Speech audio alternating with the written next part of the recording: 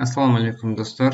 Men hozir ошол ипотека боюнча жеке тажрыйба менен бөлүшөйүн дедим эле. Себеби акыркы убакта Москвадан ипотека алгандар деле көп, баарыбыздын тааныштарыбыз, туугандарыбыз дегендей. Жана менин байкашыма караганда көпчүлүктүн көп убакыттар аралыгында түшүнгөнүнө караганда түшүнбөгөн суроолору көп именно бул ипотека темасында. Мисалы үчүн кээ бирөөлөр айтышат, мисалы үчүн 6 миллионго алсаң, аны 3 эселеп төлөп каласың деп. Бул жерде ооба 16 миллион төлөнөт, бирок андан коркуунун кереги жок. Мисалы үчүн бу жерде айта турган нерсе бул 6 миллион 120 миң бул квартиранын баасы, бул жылдык проценти, бул 302 ай, бул 12ге бөлгөндө, ооба 12ге бөлгөндө, 12 айга бөлгөндө 25 жыл тегерегиндеги убакыт. Буну биз 2020-жылдын октябрынан деп ала турган болсок, 25 жыл демек 2045-жылга барышы керек. Вот 2045, 46, почти 45-жыл.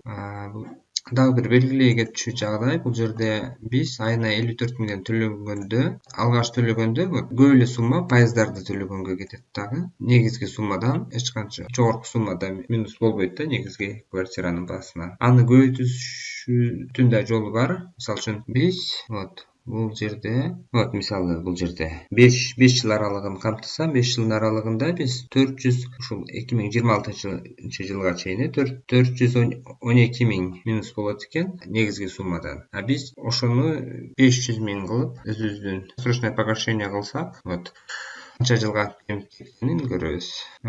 39-жылга келип калды. 6 жыл бери жылдык.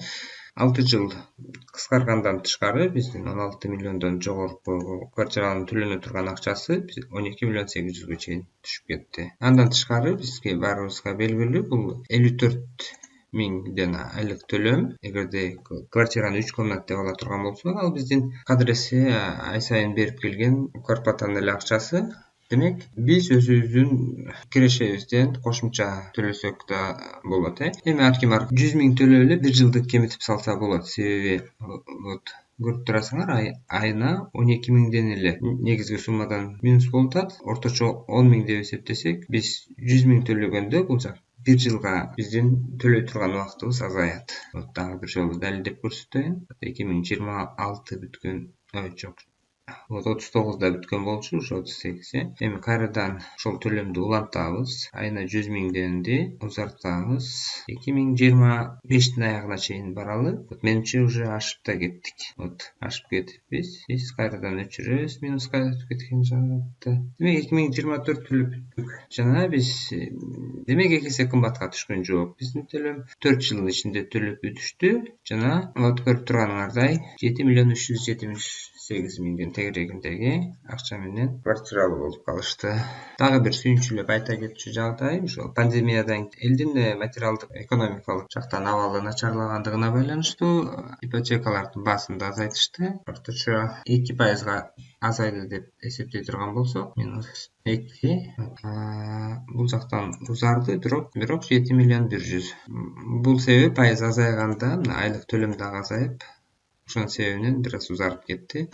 Эми мен токатер жерин мен өзүмдүн туруктуу пикиримди айта турган болсом, биз ипотека алганда эч кандай ашыкча пайыздык төлөмгө акчабыз кетпейт. Мисалы үчүн бул жерде биз чөнтөгүбүздөн төлөгөнүбүз 4 миллион 900 төлөндү бул жерде.